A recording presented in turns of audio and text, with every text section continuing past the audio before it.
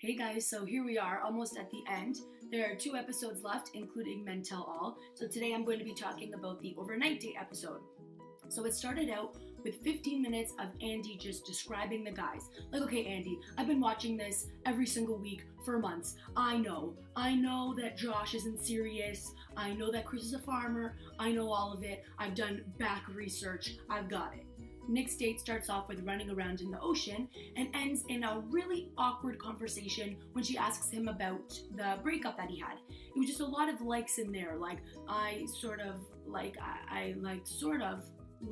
painful to watch, probably painful to be a part of. Andy decides to take him out of his misery and suggests that they go snorkeling, or maybe she was just trying to drown herself, or him, either one.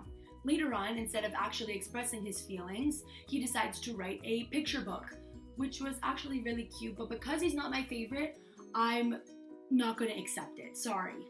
And then finally, he tells her that he loves her, coincidentally, after he gets invited on the overnight date, so I don't know about that. And then now for Perfect Josh. So I think that he is so fun and so funny, but Andy fears, as I do, that he might lack the depth. Andy takes him to play baseball because apparently that is the only thing that has ever had any importance in Josh's life, other than his brother King Aaron, of course. They sit down for dinner, and I don't know if anyone has ever noticed this, but when they sit down for dinner, there is no eating. That is not the kind of date I want to be on, where we just sit at the table and stare at the food, or just receive no food.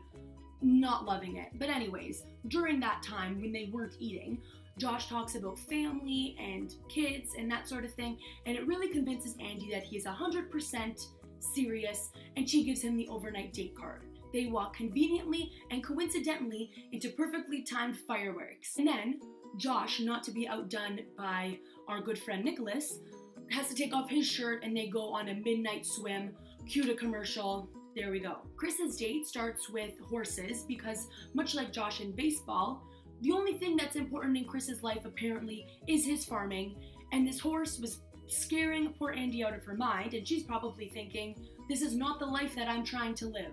Andy tells Chris that his family was one of the best families that she's ever met, and I agree. Like I said last week, I really like them. I think that they were so funny and so cute, and so I like that she said that because it means we were on the same page. They start talking about one of the big issues, which is where Andy is going to work in this expansive farmland, and then she drops the bomb. She starts crying and doesn't even use the excuse of, oh, you live far away. It's like, you live far away and also it's just not there. Which, I mean, I appreciate her honesty, but that must have been pretty difficult for Chris to hear. And it was even difficult for me to hear because I am a very big Chris fan. I think he is so genuine and so sweet. So when he was sitting in that limo, oh my gosh, his heart was breaking, my heart was breaking. I was getting texts from friends, their hearts were breaking. We were all just sad for Chris. We were on Team Chris here. There is the pointless 20-minute rose ceremony that was pretty much just to fill the airtime that Andy lost when she sent Chris home right away.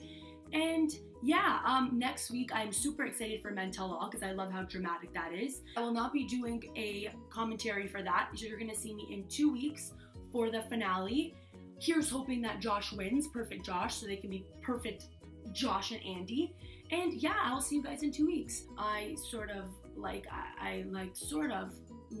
painful to watch,